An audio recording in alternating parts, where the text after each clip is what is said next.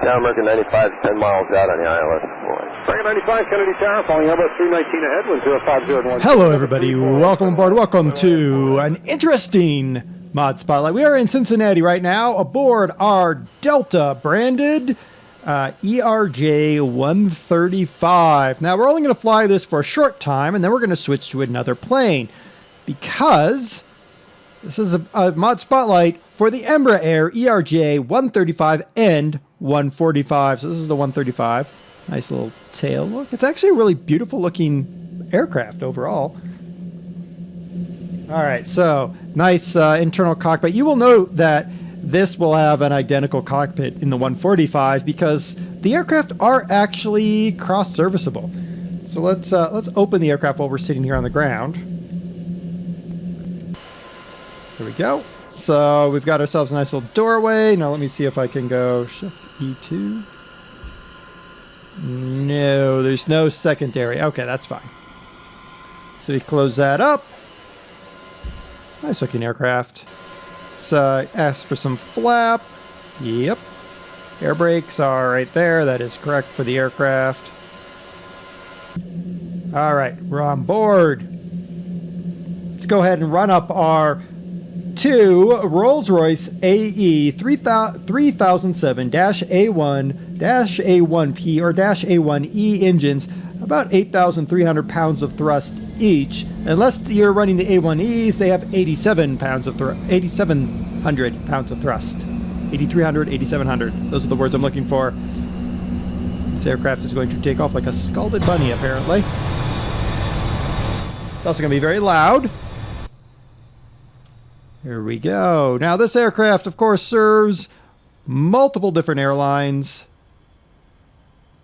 Is a commuter aircraft. I've flown on many of these airplanes. Get those flaps up because we don't need any flaps. There we go. Nice looking Delta Connection aircraft taking off out of Cincinnati, Northern Kentucky Airport. The regional jet produced by Embraer, Brazilian aerospace company. The family members include the ERJ-135, the ERJ-140, and the ERJ-145, including their LR, XLR, and ER versions. It also includes the Legacy business jet and the R-99 family of military aircraft. Now, the 145, which we're going to jump to here in a moment, was launched at the Paris Air Show in 1989 as a stretched and turbofan-powered modification of the 120 Brasilia, which we've done before. It's a turboprop aircraft. The key components of that design included straight wings with winglets. Those aren't straight. Rear fuselage mounted engines, a range of 2,500 kilometers, and 75% part commonality with the EMB-120. That was 1989. By 1990, Embraer engineers found the result of wind tunnel testing were less than satisfactory, began considering a significant different design from the EMB-120. The proposed changes included a 22.3-degree swept wing with winglets, missing here, engines mounted in underwing nacelles. That's not there either. Second design showed markedly better aerodynamic performance, but the combination of the swept wing and the wing-mounted engines required an unusually high undercarriage, which is why stuff like a 757 sits high up in the air. So the design modifications kind of combined a little bit what they were talking about in 1989 with what they discovered in 1990. So swept wing and rear-mounted engines, because it allows you to have that low undercarriage, which is great for being able to enter and exit the aircraft from the tarmac, which is important in some cases at small regional airports. All right, so I'm going to jump from here to the 145 model. It's a little bit bigger, but looks pretty much the same. While we're here, oh, pretty. We'll just take a quick look on the interior. We have a hole in the bottom of our airplane. That's not optimal. Ignore that. Ignore the hole in the bottom of the plane, everybody. Just look this way. It's probably better. All right, let's go grab our 145. All right, everybody, welcome aboard the ERJ-145. Just a quick change. Not only did we quick change from Cincinnati, but we also changed to Luxair. We are in Luxembourg. Just took off from Luxembourg Airport. We're actually going to do a quick spin around and land back here at Luxembourg Airport, I hope. That's the hope anyway. All right.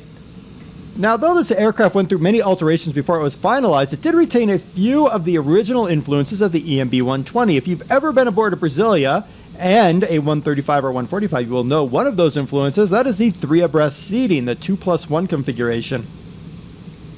This is a very nice configuration, at least as a flyer. You enjoy this configuration because if you're flying alone, you sit on the left side of the aircraft, which is the single-person side. And if you're flying with somebody, you sit on the right side of the aircraft, which is the 2-seat side. Otherwise, you just sit wherever. But it makes it a little bit less constricted over something like the Bombardier aircraft, which is a 2-2 seating. The first design was intended to retain as much commonality as possible with the EMB-120. However, the aircraft is sold well, overcoming the initial setback, which was the fact that the aircraft is not as common as they would hope. They've delivered through 2006 892 units of all variants, and that has continued to increase by a prediction of 102 units between 2007 and 2016.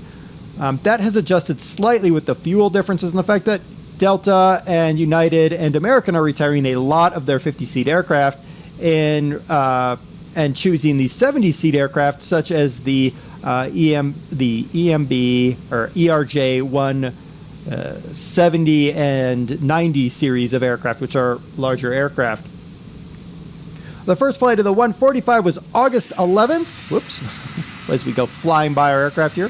August 11th, 1995. First delivery, December 1996 to ExpressJet Airlines, then a division of Continental Airlines that was flying as Continental Express. ExpressJet is the largest operator of the 145 with 270 of the 1,000 145s in service, or nearly 1,000 in service. Crew of 3, 2 pilots and a flight attendant. Capacity 37 to 50 passengers. Range of between 1,250 nautical miles and 2,000 nautical miles. And their max cruise is Mach 0.78 or 0.80 if you're flying with the -A1E engines. All right, we've kind of come around the corner. Okay, we're good. This is actually a really nice livery. It actually matches, right now, this is the livery for Luxembourg Airlines. I've flown on their 145s into the airport here from Frankfurt and also from Luxembourg to Munich on their aircraft. The interior is very nice, very well done. I think we still have our hole in the back. Ah, this one does not. Okay, so the 145, they fixed the hole problem. Bank angle is way beyond what it should be, but you know, it's because we're cool. It's because we are cool. Where is the runway, do you think? I have lost where my runway is. How have I done that? Oh, there it is right there. Okay. Cool. All right, we're gonna try to make this landing. In the meantime, however, let's shift 1. Okay, so there's our main panel. 2, GPS, good. 3, there's our comm panel. 4, there's our pushback taxi speed panel. 5, there is our power panel, avionics, engines. Okay, there's our overhead, always important. There's the left MFD. There's another MFD, and shift 9 gets me, I have no idea what that is. A timer of some description. All right, let's see what we can do about bringing this aircraft in for a landing. Get her slow. See if we can land a 145 here in Luxembourg. We are way high, I will tell you that much. I mean, I don't even have to look at the PAPI lights to know that I'm way high right now. Try this. So this was an interesting mod spotlight. It's 2 aircraft. The link to both of them are down below. I'd recommend if you're looking for an ERJ, I mean, these are some of the nicer ones with the Delta livery and the Luxair livery. You can get them with different liveries if you want. You just have to kind of search around for them. Oh, we picked up a radio of some description. All right.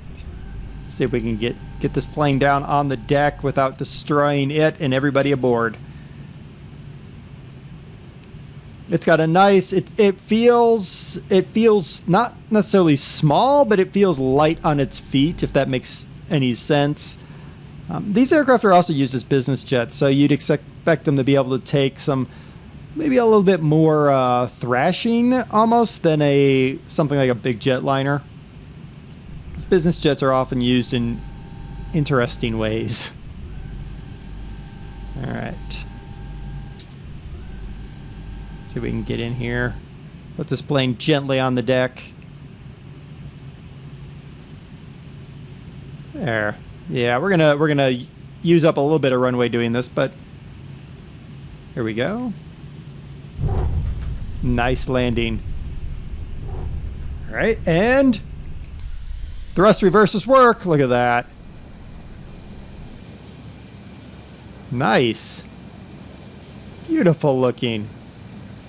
So a nice compliment to the CRJ. Okay, that was really fast. They don't actually animate them very well, but a nice compliment to the those brakes sound terrible. Nice compliment to the CRJ-700 that is in game. It's parked actually right over here. We're gonna taxi in that direction, but I'm not probably gonna get there. It's a nice aircraft. Great if you're looking for another regional jet to add to your fleet. This was the ERJ-135 and 145. The link to both are in the description, as always. I've been DerTebbers. This has been your Flight Simulator X Plane Spotlight. Hopefully you enjoy these aircraft and get some good use out of them. Definitely worth checking out. Until next time, happy flying, everybody. On the 1283 Kennedy Tower, greetings. Falling heavy Boeing 767 touching down. Caution wake turbulence from 05012, number 24 right, set left. Going in 48, 1283, copy all. 8 Lima Bravo, traffic just north of the airport, opposite direction along the track routing. A helicopter non-under defeat, ERC in sight.